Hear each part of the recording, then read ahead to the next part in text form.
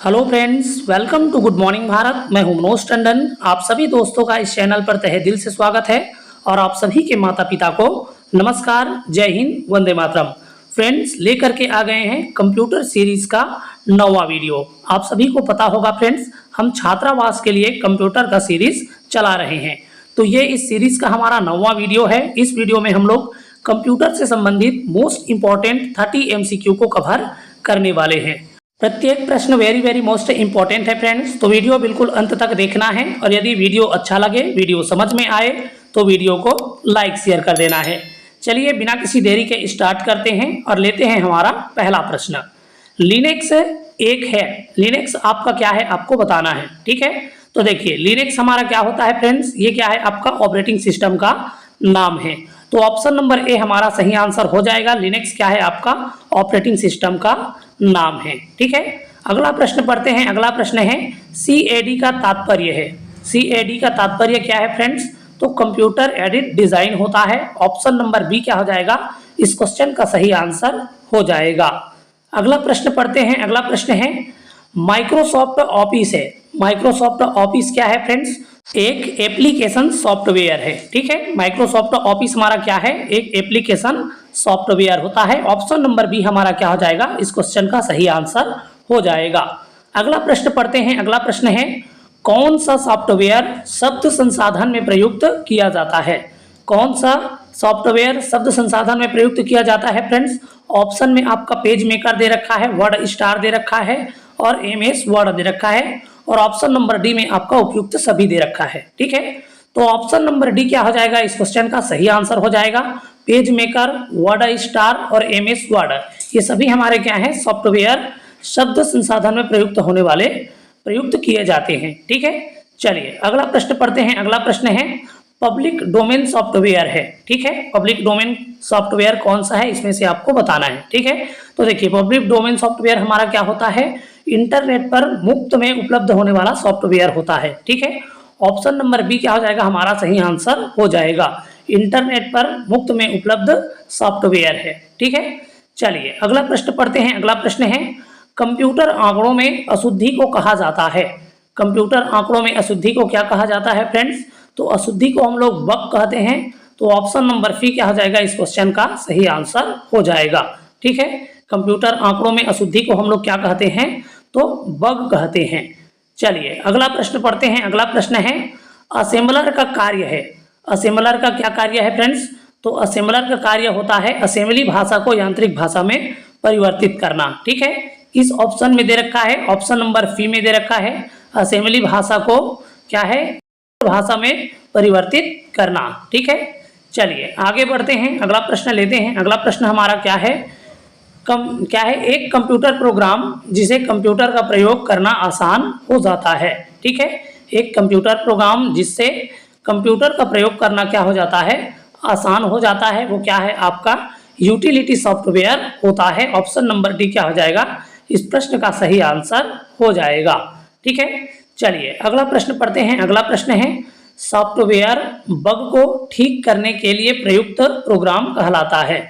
Software bug को ठीक करने के लिए प्रयुक्त प्रोग्राम क्या कहलाता है, तो पैच कहलाता है। ऑप्शन नंबर ए क्या हो जाएगा, हमारा सही आंसर हो जाएगा, ठीक है। सॉफ्टवेयर बग को ठीक करने के लिए हम लोग किसका प्रयोग करते हैं, तो पैच का प्रयोग करते हैं, ठीक है। अगला प्रश्न पढ़ते हैं। अगला प्रश्न है बैक ऑफ कहलाता है, ठीक है। बैक ऑफ क्या कहलाता है आपको बताना है, ठीक है। तो ये क्या है, हमारा मूल स्रोत से अलग डाटा को कॉपी कर सुरक्षित रखना क्या कहलाता है, हमारा बैक ऑफ कहलाता है, ठीक है। बैक ऑफ किसको कहते हैं, तो मूल स्रोत से अलग डाटा को कॉपी कर सुरक्षित करना क्या कहलाता है, हमारा बैक ऑफ कहलाता है, ठीक है। चलिए आगे पढ़ते हैं। अगला प्रश्न देखते हैं। अगला प्रश्न है अनुदेशों का समूह जो कंप्यूटर को क्या करना है यह बताता है कहलाता है, ठीक है।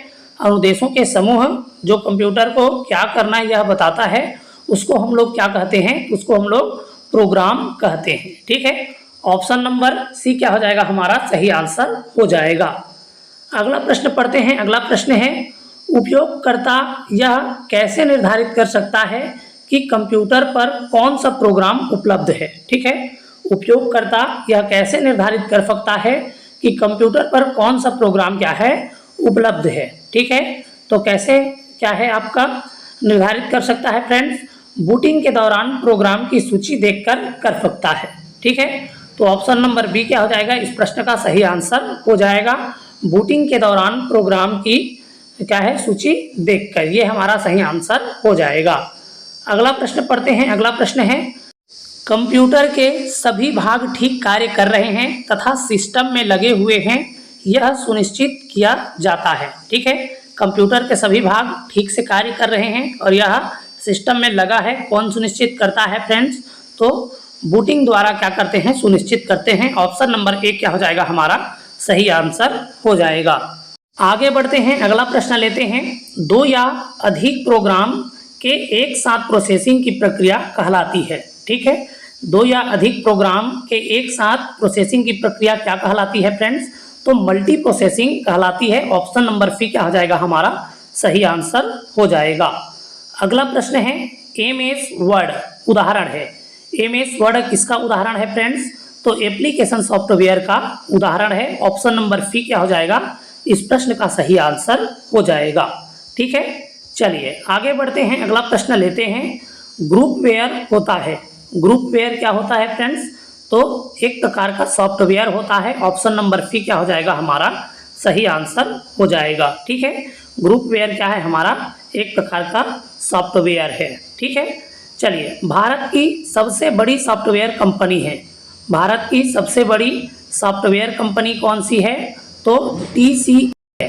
ठीक है, TCS है भारत की सबसे बड़ी क्या है सॉफ्टवेयर कंपनी है। ठीक है, आगे बढ़ते हैं। अगला प्रश्न लेते हैं। अगला प्रश्न है, GIF का आशय है।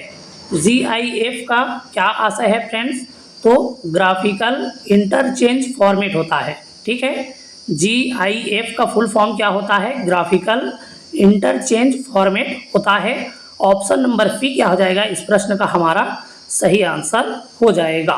ठीक है, आगे बढ़ते हैं। अगला प्रश्न लेते हैं। अगला प्रश्न है, सी भाषा है। सी भाषा क्या है, तो सी भाषा एक उच्च स्तरीय भाषा है। ऑप्शन नंबर बी क्या हो जाएगा, हमारा सही आंसर हो जाएगा। ठीक है, ऑप्शन नंबर बी में दे रखा है कि क्या है, उच्च स्तरीय भाषा, तो सी जो भाषा है वो हमारा उच्च स्तरीय भाषा है। ठीक है, चलिए आगे बढ़ते हैं। अगला प्रश्न लेते हैं। अगला प्रश्न है, निम्नलिखित में से किस क्षेत्र में स्प्रेडशीट सॉफ्टवेयर अधिक उपयोगी होता है। ठीक है, निम्नलिखित में से कौन से क्षेत्र में स्प्रेडशीट सॉफ्टवेयर अधिक उपयोगी होता है। ठीक है, तो किस क्षेत्र में अधिक उपयोगी होता है, सांख्यिकी के क्षेत्र में अधिक उपयोगी होता है। ऑप्शन नंबर सी क्या हो जाएगा, हमारा इस प्रश्न का सही आंसर हो जाएगा। ठीक है, चलिए आगे बढ़ते हैं। अगला प्रश्न लेते हैं। अगला प्रश्न है, इसका प्रयोग स्क्रीन पर प्रदर्शित हुए चित्र के द्वारा कंप्यूटर सिस्टम को कमांड भेजने के लिए किया जाता है।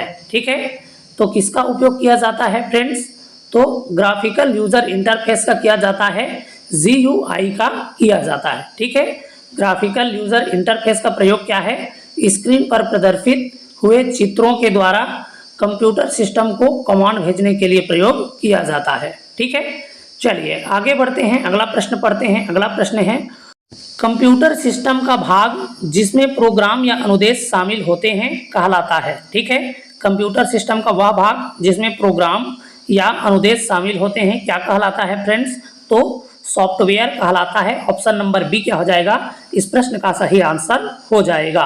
आगे बढ़ते हैं। अगला प्रश्न लेते हैं। अगला प्रश्न है, जो अनुदेश आसानी से समझा जा सकता है उसे कहते हैं। ठीक है, जो अनुदेश को क्या है आसानी से समझा जा सकता है उसको क्या कहा जाता है, यूजर फ्रेंडली कहा जाता है। ठीक है, यूजर फ्रेंडली के अनुदेशों को क्या है आसानी से समझा जा सकता है। ठीक है, आगे बढ़ते हैं। अगला प्रश्न पढ़ते हैं। अगला प्रश्न है, जब कंप्यूटर ऑन करते हैं तो बूट रिबूट यह टेस्ट करता है, क्या टेस्ट करता है फ्रेंड्स, तो पावर ऑन सेल्फ टेस्ट करता है। ठीक है, POST को क्या करता है, टेस्ट करता है।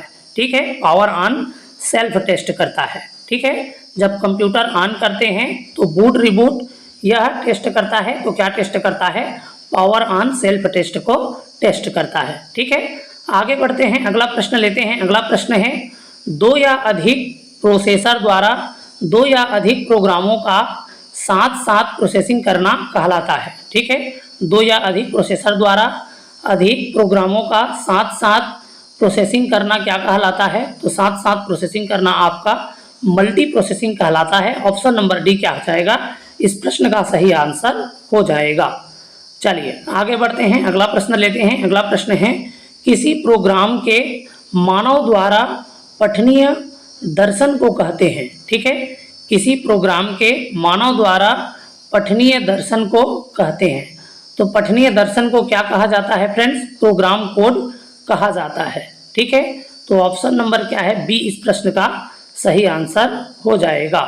आगे बढ़ते हैं, अगला प्रश्न लेते हैं। अगला प्रश्न है, प्रोग्राम के कंपाइलिंग से बनता है। प्रोग्राम के कंपाइलिंग से क्या बनता है फ्रेंड्स, तो प्रोग्राम के कंपाइलिंग से एग्जीक्यूटेबल प्रोग्राम बनता है। ठीक है, एग्जीक्यूटेबल प्रोग्राम बनता है। ऑप्शन नंबर सी क्या हो जाएगा, इस प्रश्न का सही आंसर हो जाएगा।